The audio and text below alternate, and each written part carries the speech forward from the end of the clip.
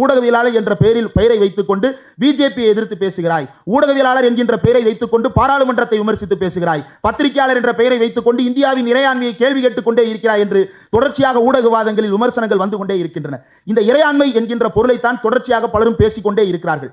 ஏன் இந்த இறையாண்மையை பேசுகிறேன்? தேர்தலில் இறையாண்மையை பற்றி ஏன் பேச வேண்டிய தேவை ஏற்படுகிறது அப்படின்னா, இந்த இறையாண்மை அப்படின்ற அந்த வார்த்தையை வைத்துக் கொண்டு தான் பல்வேறு கட்சிகளை ஒடுக்கி கொண்டிருக்கிறார்கள், பல்வேறு ஊடகங்களை முடக்கி கொண்டிருக்கிறார்கள், பல்வேறு தன்னிச்சையாக போராட்டத்தை ஒருங்கிணைத்துக் கொண்டிருப்பவர்களை எல்லாம் தவிடுபடி ஆக்கி கொண்டிருக்கக்கூடிய ஒரே வார்த்தை இறையாண்மை. அந்த இறையாண்மை என்பதற்கு என்ன பொருள்? இந்தியா முழுவதும் தலித்துகளுக்கு நடந்த கொடுமைகளை எடுத்து பாருங்க, இந்தியா முழுவதும் பெண்களுக்கு நடந்த கொடுமைகளை எடுத்து பாருங்கள், இந்தியா முழுவதும் இருக்கக்கூடிய விளிம்பு நிலை மக்களுக்கு ஏற்படுத்தப்பட்ட கொடுமைகளை எல்லாம் எடுத்து பாருங்கள். இந்த கொடுமைகள் எல்லாம் எதனால் நிகழ்ந்தது? இந்த கொடுமைகளை எல்லாம் தொடர்ந்து நான் நிகழ்த்தப் போகிறேன் என்பதையே பிரகடனமாக வைத்து மக்கள் மன்றத்தில் இன்றைக்கு வந்து நின்று கொண்டிருக்கிறார்கள், கூச்சமற்றவர்களாக. அவனுடைய கருத்தை பேசுவதற்கு அவன் கூச்சப்படுவதே இல்லை. ஆனால் நாம் ஒரு வார்த்தை அதிகமாக போடுவதற்கு, ஐயோ என்னுடைய தோல் ரொம்ப சென்சிட்டிவா இருக்கு, இதை நான் எப்படி சொல்றது அப்படின்னு பயப்படுறோம். நம்முடைய தோல் தடிக்காதவரை, பாசிசத்தை எதிர்ப்பதற்கு தமிழர்களுடைய தோல் தடிக்காதவரை, இந்தியர்களுடைய தோல் தடிக்காதவரை இந்தியாவுக்கு விடிவு கிடையாது. பாசிசத்தை எதிர்க்க வேண்டும் என்றால் முதலில் நாம் விட்டொழிக்க வேண்டியது நம்முடைய கூச்சத்தை, உண்மையை பேசுவதற்கு இருக்கக்கூடிய கூச்சத்தை. ஒரு சங்கி ரோட்டில் போகும் போக்கில் பொய்யை சொல்லிவிட்டு போகிறான், அவனிடம் உண்மையை சொல்வதற்கு கூச்சப்பட்டு நாம் வாயை மூடிக்கொண்டு போவதால் என்ன சாதித்து கிழிக்க போகிறோம்? அப்படியான பொய் செய்திகள் இன்றைக்கும் வாட்ஸ்அப்பில் உலாவிக் கொண்டிருக்கின்றன.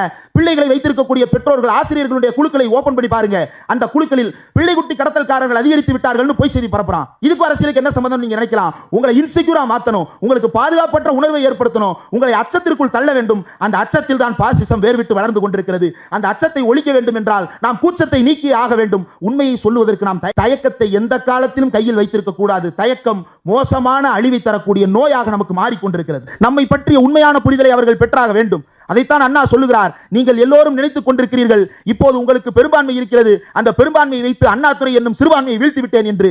ஆனால் நீங்கள் எனக்கு வேறு ஒரு விஷயத்தை எளிமையாக மாற்றிவிட்டீர்கள். மக்கள் சட்டத்தை உடைப்பதற்கு வழிவகுப்பது உங்களுடைய நாடாளுமன்றம் தான். இந்த நாடாளுமன்றத்தில் உங்களுடைய பெரும்பான்மையை வைத்துக் கொண்டு அண்ணாதுரை என்னும் சிறுபான்மையை, திமுக என்னும் சிறுபான்மையை, தமிழன் என்னும் சிறுபான்மையை வீழ்த்தி விட்டதாக நீங்கள் நினைத்துக் கொண்டிருக்கிறீர்கள். இன்னொரு பக்கம் எனக்கு வேறு ஒரு வேலை எளிதாகி இருக்கிறது. அண்ணாதுரை ஒற்றையாளாக நின்று போராடினான், தமிழன் ஒருவன் நாடாளுமன்றத்தில் ஒற்றையாளாக நின்று போராடினான், அந்த போராட்டத்துக்கு தீர்வு கேட்டான், கொடுக்க மறுத்தது நாடாளுமன்றம். என்ன செய்வது என்று நான் மக்களை கேட்கப் போகிறேன். மக்கள் இயல்பாக சொல்லுவார்கள், நாம் போராடுவோம், இதனை எதிர்த்து நிற்போம் என்று. அந்த போராட்டத்தையும் எதிர்த்து நிற்க வேண்டிய துணிவையும் நாம் பெற்றிட வேண்டிய காலகட்டம் வந்திருக்கிறது. வந்திருக்கக்கூடிய இந்த காலகட்டத்தை விட்டுவிட்டு நாம் நீண்ட காலமாக தமிழ்நாட்டுக்கு உள்ளே மட்டும் பேசிக்கொண்டே இருந்த விஷயத்தை இந்தியா முழுவதும் கொண்டு சேர்க்க வேண்டிய காலகட்டத்தை உணர்ந்து கொண்டு நாம் தொடர்ந்து பயணிப்போம். நாம் வெற்றியடைய வேண்டும் என்பது நம்முடைய சுயநலத்திற்காகவாவது அவர்களோடு ஒன்று நிற்க வேண்டும். அவர்களுடைய பிரச்சனைகளை நாமும், நம்முடைய பிரச்சனைகளை அவர்களும் புரிந்து கொண்டாலே ஒழிய இந்த சிக்கல்களை, இந்த இடியாப்ப சிக்கலை தீர்க்கவே முடியாமல் போகும். அப்படி தீர்க்க முடியாத நிலையை நோக்கித்தான் நம்மை நகர்த்தி கொண்டிருக்கிறார்கள். இந்த அடிமை முறையை நாம் ஒழிக்க வேண்டும். நாடாளுமன்றத்தில் நிறைவேற்றப்படுகின்ற எல்லா சட்டங்களுக்கும் தமிழ்நாட்டினுடைய உறுப்பினர்கள் ஒப்புதல் தந்திருக்கிறார்களா? இல்லை. ஆனால் சட்டம் திணிக்கப்படுகிறது. இது ஒடுக்குமுறை இல்லையா? இது அடிமை முறை இல்லையா? நீ எனக்கு கீழ்ப்பட்டவன், அதனால் நீ இதை ஏற்றுக்கொள்ள வேண்டும் என்கின்ற அடிமைத்தனத்தை நமக்கு பூத்திக் கொண்டே இருக்கிறார்கள். இதனை நாம் எதிர்க்க வேண்டும் என்றால் அரசியல் அரங்கத்தில் மட்டுமல்ல, மக்கள் அரங்கத்திலும் இதனை பிரச்சாரம் செய்ய வேண்டும், இதனை பேசிக்கொண்டே இருக்க வேண்டும் என்பதுதான். இன்றைக்கு அண்ணாவும் பெரியாரும் இருந்தால் சொல்லி இருப்பார்கள், அம்பேத்கர் இருந்தால் சொல்லி இருப்பார். அம்பேத்கர் அரசியலமைப்பு சட்டத்தை கொளுத்துவேன் என்று சொன்னார். எதற்காக கொளுத்துவேன் என்று சொன்னார்? அவர் சிறுபான்மையினரை பாதுகாப்பதற்காக, மொழி சிறுபான்மையினரை பாதுகாப்பதற்காக, இன சிறுபான்மையை பாதுகாப்பதற்காக, மத சிறுபான்மையை பாதுகாப்பதற்காக, இந்தியாவில் இருக்கக்கூடிய எல்லா சிறுபான்மையும் பாதுகாப்பதற்காக இந்த அரசியல் சட்டம் எனக்கு எதிரானதாக நிற்கும் என்றால் இதனை நான் எழுதினேன் என்று பாராமல் நான் கொளுத்தியே தீர்வேன் என்று பேசினார். அப்படியான ஒரு நெருக்கடியை அன்றைக்கு அம்பேத்கருக்கு ஏற்படுத்தினார்கள். அப்படியான ஒரு அரசியல் நெருக்கடியை இன்றைக்கு மக்கள் மத்தியில் ஏற்படுத்தி கொண்டிருக்கிறார்கள். மக்களிடம் செல், மக்களிடம் பேசு, மக்களை பயிற்றுவி. நார்த் அண்ட் தி சவுத், பொதுவாக நாம் அனைவருக்கும் இருக்கக்கூடிய மனநிலை என்னவென்றால், தெற்கு வடக்கிற்கு வழிகாட்டி கொண்டிருக்கிறது, தெற்கு தான் வடக்கிற்கு பெரும் வெளிச்சத்தை கொடுத்து கொண்டிருக்கிறது. அந்த வெளிச்சத்தை பின்பற்றி வடக்கு வருவதற்கு மறுக்கிறது. இப்போதுதான் ஒரு சிலர் பேச தொடங்கி இருக்கிறார்கள். அந்த அளவில் மகிழ்ச்சி அடைகிறோம் என்பதுதான் நாம் அனைவரும் கொண்டிருக்கக்கூடிய கருத்து. வடக்கை பற்றி நாம் வைத்திருக்கக்கூடிய புரிதலை நாம் தெளிவுபடுத்தி கொள்ள வேண்டும். வடக்கில் 400 சீட்டுகள் ஜெயிப்பதாக, அதாவது இந்தியா முழுவதும் 400 சீட்டுகள் ஜெயிக்கப் போவதாக மோடி நாடாளுமன்றத்தில் மார்தட்டி பேசிக் கொண்டிருக்கிறார். 370 சீட்டுகள் தனிப்பெரும்பான்மையோடு வெற்றி பெற்று விடுவேன் என்று அறுதியிட்டு கூறுகிறார்.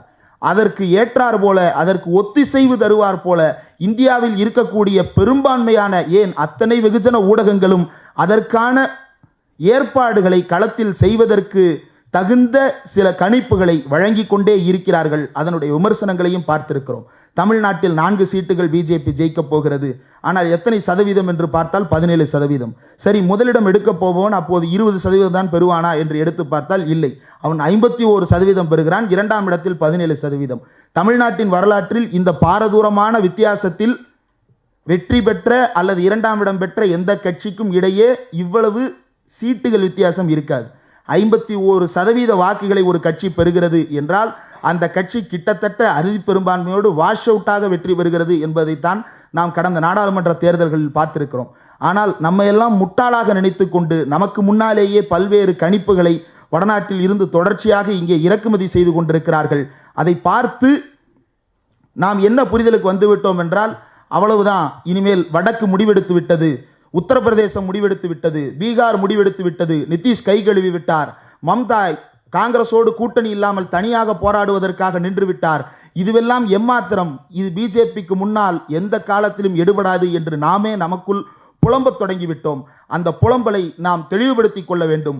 உண்மையில் வடக்கின் நிலவரம் எப்படி இருக்கிறது என்பதை நாம் அறிந்து கொள்ள வேண்டும் என்பதற்காக முன்னாள் ஏபிபி நாடுன்னு தமிழ்நாட்டில் இருக்கு, ஏபிபியினுடைய செய்தி ஆசிரியராக பணியாற்றியவர், பல்வேறு முன்னணி ஊடகங்களில் செய்தி ஆசிரியராக பணியாற்றியவர். அதிலிருந்து நாம் எப்படி தமிழ்நாட்டில் எப்படி ஒரு சுதந்திரமான ஊடகங்கள் தனித்து கிளைத்து எழுவதற்கு ஒரு காலகட்டம் தேவைப்பட்டதோ அதே போன்ற ஒரு காலகட்டத்தில் தன்னிச்சையான ஊடகவியலாளராக எழுந்து நின்று 28 லட்சம் பேரை இந்தி ஹார்ட்லாண்டில் கவுபெல்ட்டில் பெற்று வைத்திருக்கக்கூடிய திரு நவீன்குமார் அவர்கள் நமக்கு அதை தெளிவுபடுத்துவதற்காக வந்திருக்கிறார்.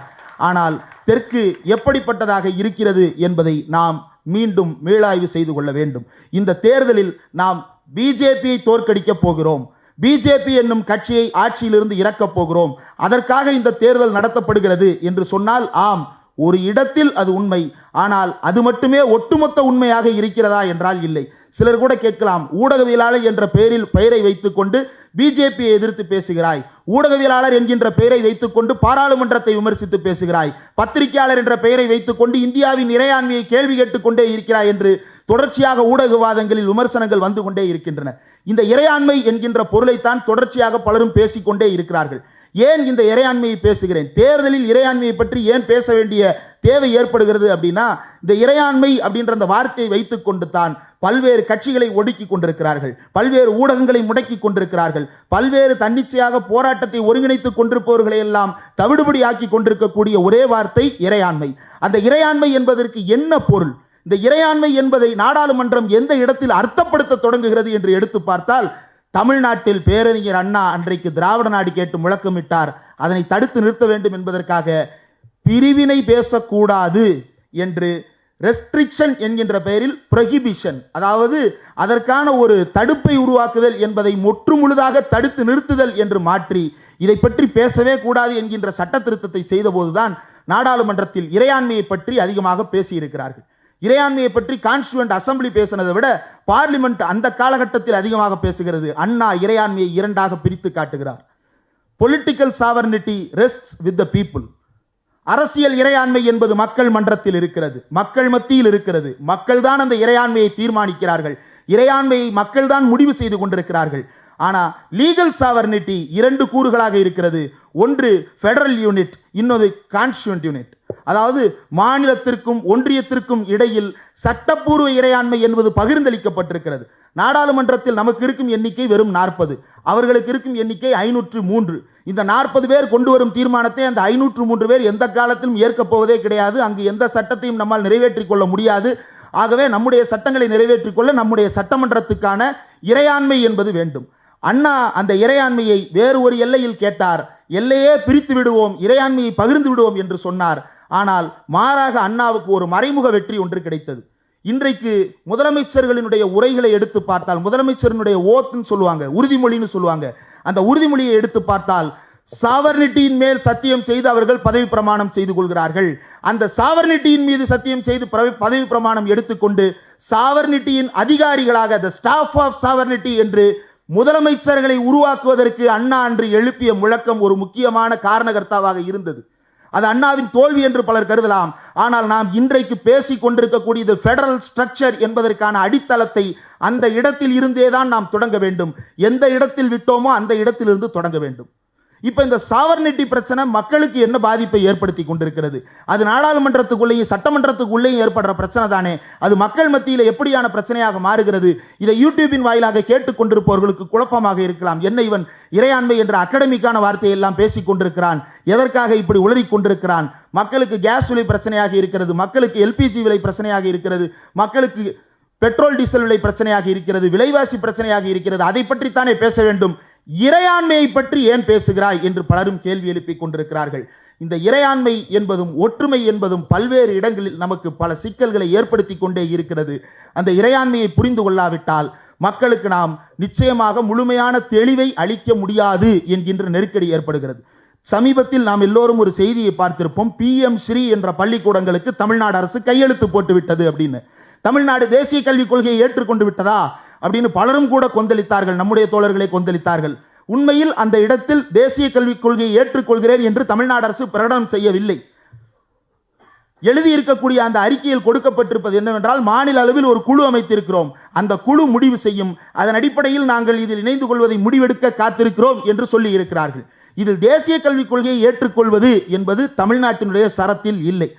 ஆனால் PM ஸ்ரீ அப்படின்ற அந்த பள்ளிக்கூடத்தினுடைய திட்டத்தை எடுத்து பார்த்தோம்னா அதனுடைய நோக்கமே தேசிய கல்விக் கொள்கையை அமல்படுத்துவது தான். அப்புறம் எதுக்கு அந்த PM ஸ்ரீ பள்ளிக்கூடம்னு நீங்க கேட்கலாம். தேசிய அளவில் எஜுகேஷன் அப்படின்ற அந்த ஒரு செக்டாருக்கு கீழே மாநிலங்களுக்கு வரக்கூடிய வரி, நம்ம ஓவரால் டிஸ்பர்ஸ்மெண்ட் பத்தி பேசுவோம். 41% வரி பகிர்மானம் ஒட்டுமொத்த வரிகளிலிருந்து கொடுக்கப்பட வேண்டும் அப்படின்னு. ஆனா அதற்கு கீழ் திட்டங்கள் வாயிலாக கல்வித்துறை அப்படின்னா தமிழ்நாட்டு கல்வித்துறைக்கு இந்தாப்பா 1000 கோடி அப்படின்னு கொடுக்க போறது கிடையாது. மாறாக தமிழ்நாட்டின் கல்வித்துறை எப்படி ஒன்றிய அரசு நிதியை பெறணும்னா அவன் கொடுக்குற திட்டத்தை செயல்படுத்தினா மட்டும்தான் நிதி பெற முடியும். அப்ப அப்படின்னா வெளிநாட்டுக்காரண்ட காசு வாங்கி கொடுக்குறானா? இல்லையே. உங்கள் அப்பன் வீட்டு காசு, என் அப்பன் வீட்டு காசு. நாம் ஹெல்த் அண்ட் எஜுகேஷன் செஸ் என்று ஒவ்வொரு ஆண்டும் ஆயிரக்கணக்கான கோடிகளை கட்டி கொண்டிருக்கிறோம். அந்த கட்டி கொண்டிருக்கும் கோடிகளை எல்லாம் எப்படி பகிர்ந்தளிக்கிறார்கள் என்றால் 3 தான் பிரிச்சு கொடுக்குறான்.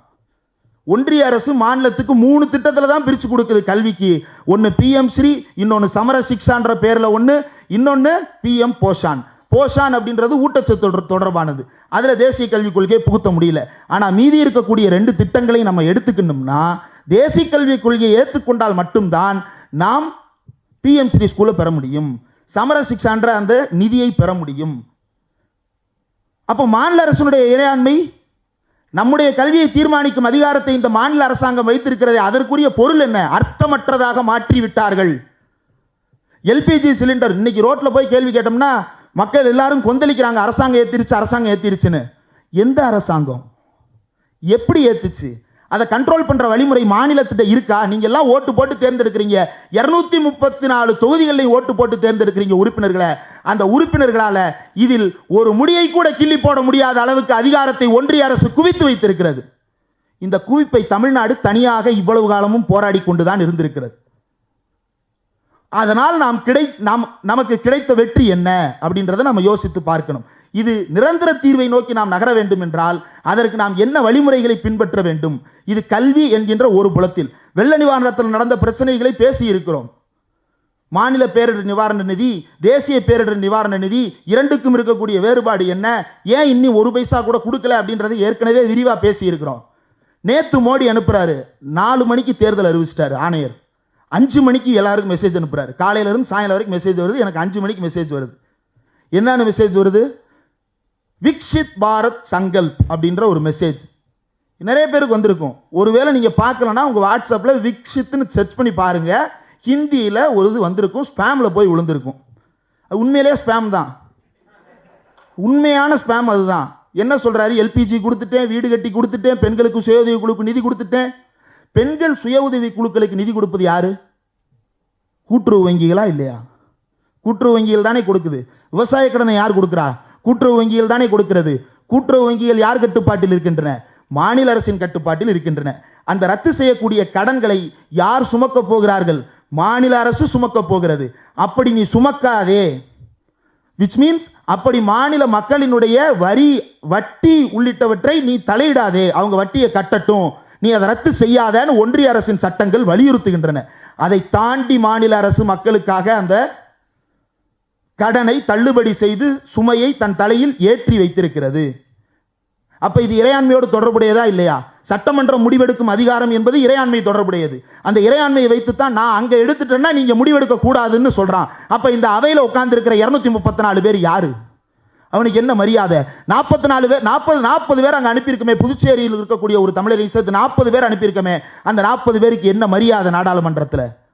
அப்போ இதனுடைய மதிப்பை எப்படி நாம் உயர்த்தி கொள்ள போகிறோம்?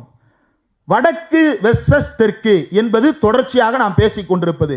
ஆனால் அந்த வடக்கு எந்த வடக்கு? நாம் வெர்சஸ் போட்டு எதிரில் நிப்பாட்டி வைத்திருக்கும் வடக்குக்கு எதிராக இன்றைக்கும் வடநாட்டில் இருக்கும் பகுஜன்கள், தலித்துகளும் பிற்படுத்தப்பட்டோரும் ஒருங்கிணைந்து குரல் கொடுத்துக் கொண்டிருக்கிறார்கள். அப்படி குரல் கொடுத்துக் கொண்டிருப்பவர்களில் ஒருவர் தான் நவீன்குமார். வடநாட்டில் இருக்கும் பகுஜன்களுடைய ஒருவருக்கை உதாரணம் தான் நவீன்குமார்.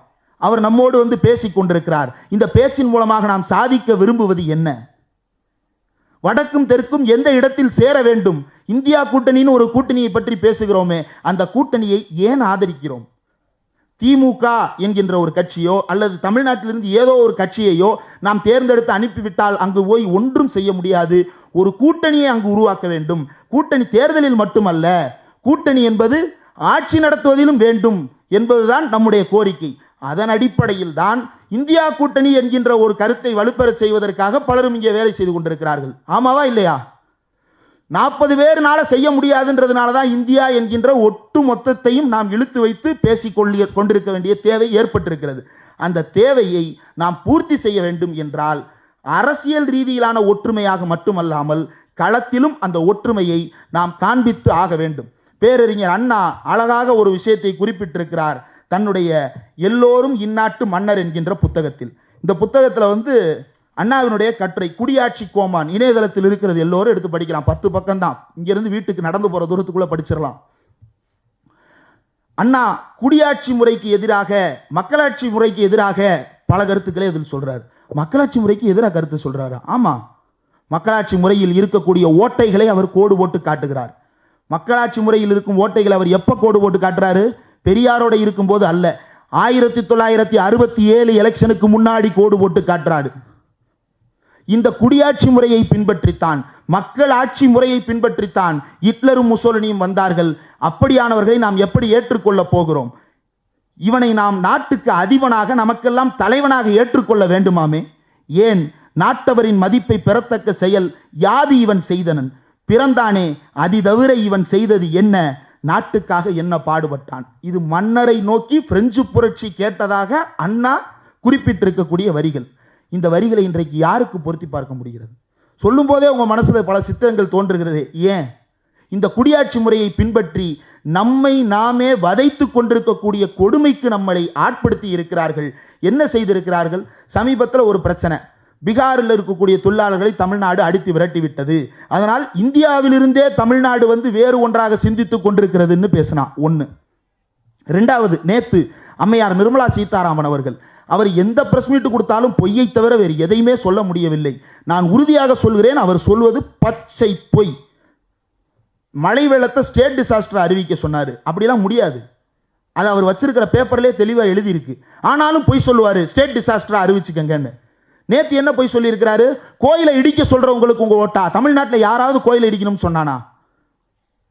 எந்த கட்சியாவது சொன்னதா? எந்த இயக்கமாவது சொன்னதா? திக சொன்னதா? அல்லது திராவிடர் கழகமோ, திராவிட முன்னேற்ற கழகமோ, அதிமுகவோ அல்லது வேறு எந்த எம்எல்ஏ இயக்கமாவது கோயிலை இடிக்க வேண்டும் என்று சொன்னார்களா? இல்லை. ஆனால் அவன் கோயிலை இடிக்கணும்ன்ற அர்த்தத்தில் எதை எடுத்துக்கிறான்னா, நம்ம கோயிலுக்குள்ள அர்ச்சகரா உள்ள போறோம் இல்லையா, அதையே அவன் இடிக்கிறதா எடுத்துக்கிறான். அவன் இடத்தில் நம்முடைய கால்தடம் பதிவதையே அவன் இடிப்புக்கு சமமாக கருதி கொண்டிருக்கிறான் என்பதை தவிர நிர்மலா சீதாராமன் வார்த்தைகள் வேறு என்ன உணர்த்துகின்றன? இதன் மூலமாக அவன் என்ன சொல்ல வருகிறான்? மோடி வந்து பேசிட்டு போனாரு, போன வாரம் பேசிட்டு போனாரு. ராமர் கோயிலுக்கு எதிராக திமுக வெளிநடப்பு செய்தது. இவர்கள் இந்து விரோதிகளாக இருக்கிறார்கள். இந்து விரோதி என்பதை அவர்கள் திமுகவுக்கு அல்ல, திமுகவுக்கு வாக்களித்த அத்தனை தமிழர்களையும் நோக்கித்தான் சொல்லுகிறார்கள். ரோட்டில் போகக்கூடிய பாஜக காரன் அது என்னவா மாற்றி பேசுறான்? நீங்கள்லாம் கோயிலை இடிக்கிற கட்சி தானேன்னு பேசுறான். ஒரு ஆதாரம் இருக்கிறதா? இல்லையே. ஆனாலும் தொடர்ந்து பொய் செய்திகளை கட்டமைத்து இந்தியாவின் குடியாட்சி முறைக்கும் இந்தியாவின் இறையாண்மைக்கும் திமுக எதிராக இருப்பது போன்ற ஒரு தோற்றத்தை, தமிழர்களே எதிராக இருப்பது போன்ற ஒரு தோற்றத்தை தொடர்ந்து உருவாக்கி கொண்டே இருக்கிறார்கள்.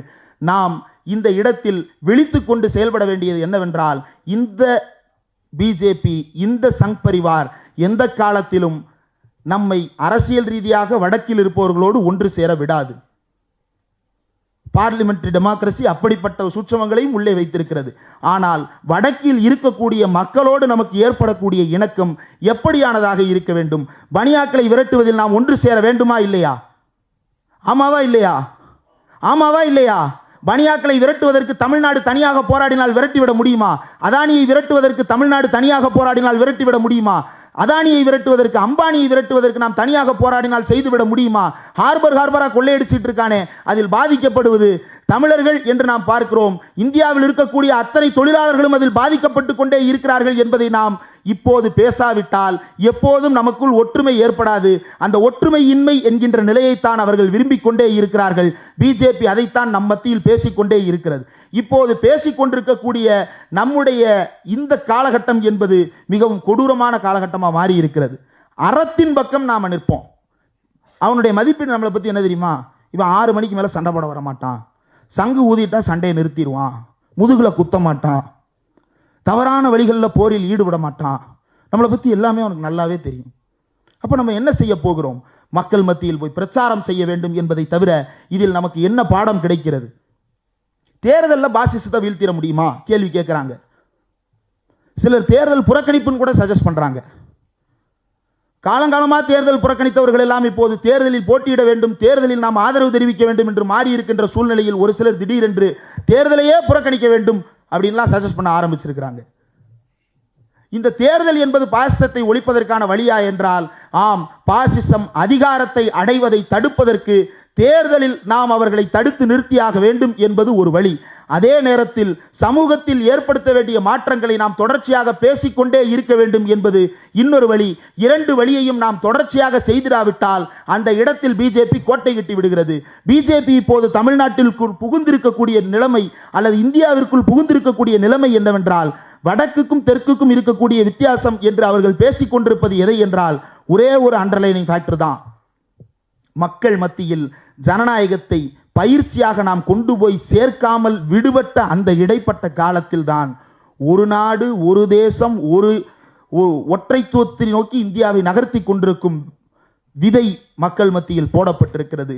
அந்த இடம், அந்த வேக்கம், அந்த வெளி களையப்பட வேண்டும், அந்த இடைவெளி நிரப்பப்பட வேண்டும். அந்த இடைவெளி எப்படிப்பட்டதால் நிரப்பப்பட வேண்டும் என்பதை நாம் இப்போது தொடர்ச்சியாக பேச வேண்டிய நிர்பந்தத்திற்கு ஆளாகி இருக்கிறோம்.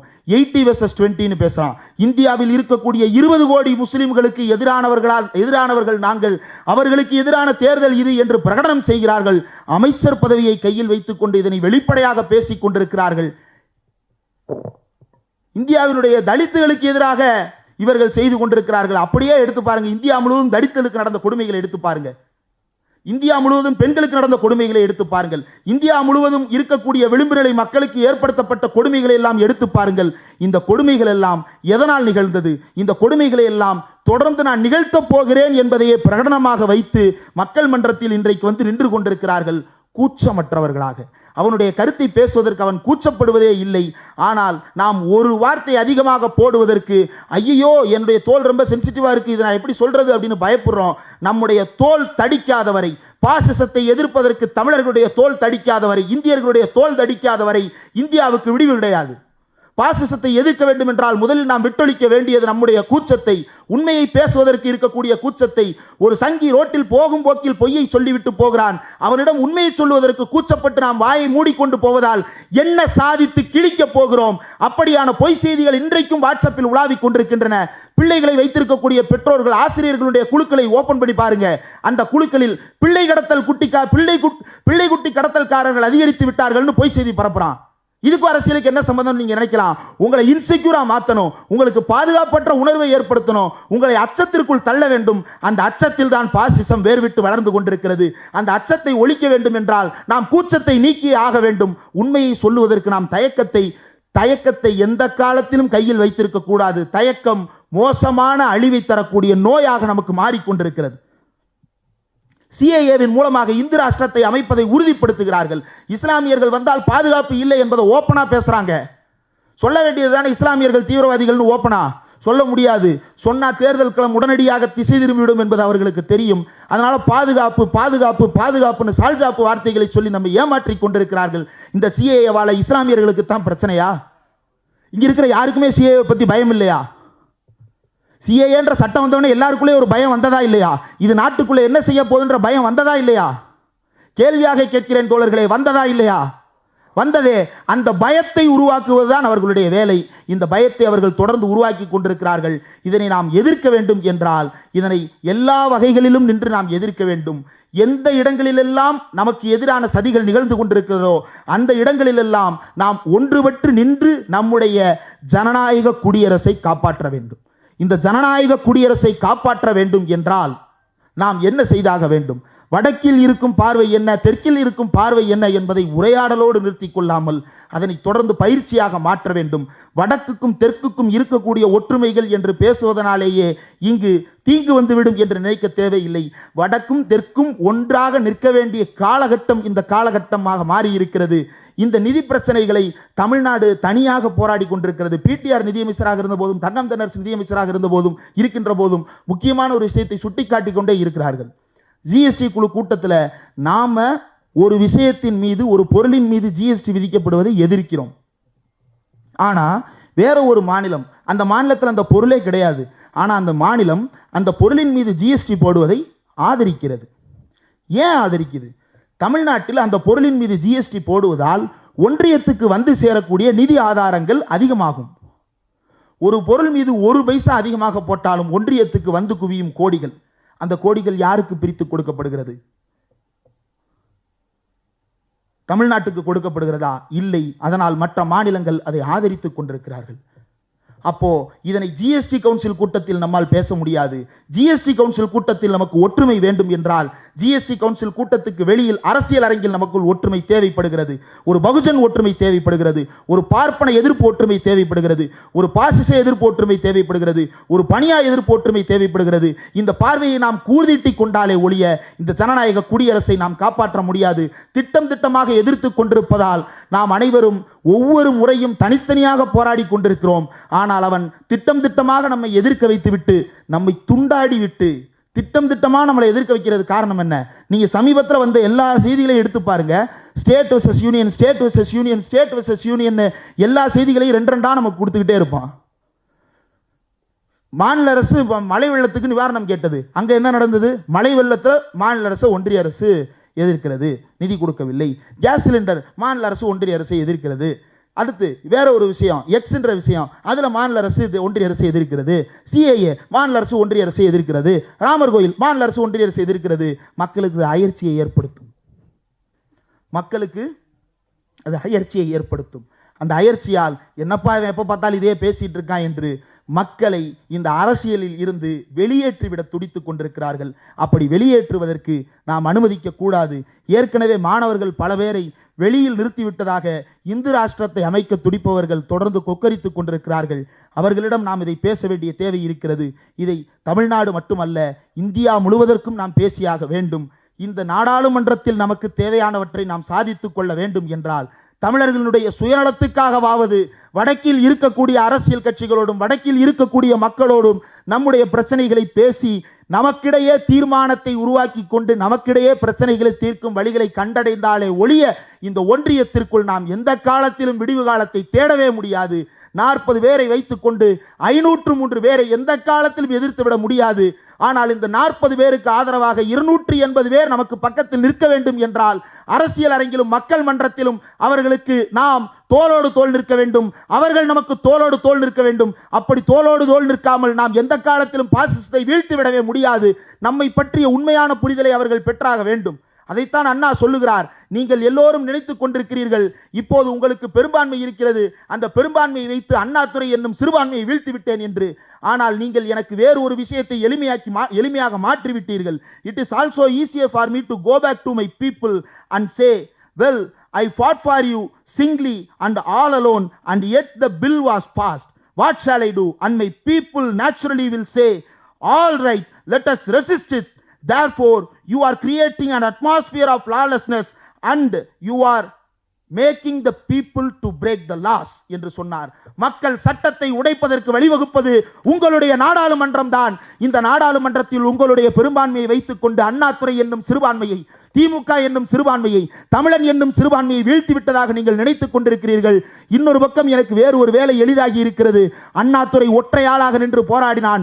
தமிழன் ஒருவன் நாடாளுமன்றத்தில் ஒற்றையாளாக நின்று போராடினான். அந்த போராட்டத்துக்கு தீர்வு கேட்டான். கொடுக்க மறுத்தது நாடாளுமன்றம். என்ன செய்வது என்று நான் மக்களை கேட்கப் போகிறேன். மக்கள் இயல்பாக சொல்லுவார்கள், நாம் போராடுவோம், இதனை எதிர்த்து நிற்போம் என்று. அந்த போராட்டத்தையும் எதிர்த்து நிற்க வேண்டிய துணிவையும் நாம் பெற்றிட வேண்டிய காலகட்டம் வந்திருக்கிறது. வந்திருக்கக்கூடிய இந்த காலகட்டத்தை விட்டுவிட்டு நாம் நீண்ட காலமாக தமிழ்நாட்டுக்கு உள்ளே மட்டும் பேசிக்கொண்டே இருந்த விஷயத்தை இந்தியா முழுவதும் கொண்டு சேர்க்க வேண்டிய காலகட்டத்தை உணர்ந்து கொண்டு நாம் தொடர்ந்து பயணிப்போம். நாம் வெற்றியடைய வேண்டும் என்பது நம்முடைய சுயநலத்திற்காகவாவது அவர்களோடு ஒன்று நிற்க வேண்டும். அவர்களுடைய பிரச்சனைகளை நாமும், நம்முடைய பிரச்சனைகளை அவர்களும் புரிந்து கொண்டாலே ஒழிய இந்த சிக்கல்களை, இந்த இடியாப்ப சிக்கலை தீர்க்கவே முடியாமல் போகும். அப்படி தீர்க்க முடியாத நிலையை நோக்கித்தான் நம்மை நகர்த்தி கொண்டிருக்கிறார்கள். இந்த அடிமை முறையை நாம் ஒழிக்க வேண்டும். நிறைவாக ஒரே ஒரு விஷயம், முடிப்பதற்கான நேரம் வந்துவிட்டது. நாடாளுமன்றத்தில் ஒரே ஒரு விஷயம் இங்க இருக்கிற எல்லாருக்கும் தெரியும், ஆனா பார்த்துட்டு இருக்கிறவங்களுக்கு இது தெரியுமான்னு தெரியல. நாடாளுமன்றத்துக்கு நாம ஒரு விஷயத்துக்கு ஒப்புதல் கொடுத்துட்டோம்னா அது அடிமை சாசனத்துக்கு சமம். நீ போட்ட கையெழுத்தை திரும்ப பெறவே முடியாது. ஒன்றும் இல்லை, நாடாளுமன்றத்தில் ஓட்டெடுப்பு நடக்குது. நம்ம போட்ட கையெழுத்தை மட்டும் இல்லைங்க, நம்ம போடாத கையெழுத்துக்கும் நாம் அனுபவித்துக் கொண்டிருக்கிறோம். நாடாளுமன்றத்தில் நிறைவேற்றப்படுகின்ற எல்லா சட்டங்களுக்கும் தமிழ்நாட்டினுடைய உறுப்பினர்கள் ஒப்புதல் தந்திருக்கிறார்களா? இல்லை. ஆனால் சட்டம் திணிக்கப்படுகிறது. இது ஒடுக்குமுறை இல்லையா? இது அடிமை முறை இல்லையா? நீ எனக்கு கீழ்ப்பட்டவன், அதனால் நீ இதை ஏற்றுக்கொள்ள வேண்டும் என்கின்ற அடிமைத்தனத்தை நமக்கு பூத்திக் கொண்டே இருக்கிறார்கள். இதனை நாம் எதிர்க்க வேண்டும் என்றால் அரசியல் அரங்கத்தில் மட்டுமல்ல, மக்கள் அரங்கத்திலும் இதனை பிரச்சாரம் செய்ய வேண்டும், இதனை பேசிக்கொண்டே இருக்க வேண்டும் என்பதுதான் இன்றைக்கு அண்ணாவும் பெரியாரும் இருந்தால் சொல்லி இருப்பார்கள். அம்பேத்கர் இருந்தார் சொல்லி இருப்பார். அம்பேத்கர் அரசியலமைப்பு சட்டத்தை கொளுத்துவேன் என்று சொன்னார். எதற்காக கொளுத்துவேன் என்று சொன்னார்? அவர் சிறுபான்மையினரை பாதுகாப்பதற்காக, மொழி சிறுபான்மையினரை பாதுகாப்பதற்காக, இன சிறுபான்மையை பாதுகாப்பதற்காக, மத சிறுபான்மையை பாதுகாப்பதற்காக, இந்தியாவில் இருக்கக்கூடிய எல்லா சிறுபான்மையும் பாதுகாப்பதற்காக இந்த அரசியல் சட்டம் எனக்கு எதிரானதாக நிற்கும் என்றால் இதனை நான் எழுதினேன் என்று பாராமல் நான் கொளுத்தியே தீர்வேன் என்று பேசினார். அப்படியான ஒரு நெருக்கடியை அன்றைக்கு அம்பேத்கருக்கு ஏற்படுத்தினார்கள். அப்படியான ஒரு அரசியல் நெருக்கடியை இன்றைக்கு மக்கள் மத்தியில் ஏற்படுத்தி கொண்டிருக்கிறார்கள். மக்களிடம் செல், மக்களிடம் பேசு, மக்களை பயிற்றுவி என்று சொன்னார் பேரறிஞர் அண்ணா. அந்த மக்கள் என்கின்ற குழாத்துக்குள் நாம் இந்தியா முழுவதும் இருக்கக்கூடிய மக்களை ஒன்றடக்கி அவர்களிடம் பேசாவிட்டால் நாம் நாடாளுமன்றத்துக்கு ஒப்புதல் அளிக்காமல் கொடுத்து கொண்டிருக்கின்ற அத்தனை ஒப்புதலையும் நாம் திரும்ப பெறவே முடியாது. நாம் நீட் தேர்வுக்கு நாடாளுமன்றத்தில் ஒப்புதல் அளிக்கவே இல்லை. ஆனால் நம் மீது சட்டத்தின் ரீதியாக திணிக்கப்பட்டது. மாநில அரசின் சட்ட இறையாண்மை எங்கே போனது? மக்களினுடைய அரசியல் இறையாண்மை எங்கே போனது? இது எங்கே போனது என்கின்ற கேள்வியை மக்களை தேட வைக்க வேண்டும். அந்த தேடுதலுக்கான பதிலை மக்கள் விரைவில் கண்டறிவார்கள் என்கின்ற நம்பிக்கையோடு இந்த உரையை நிறைவு செய்கிறேன். நன்றி.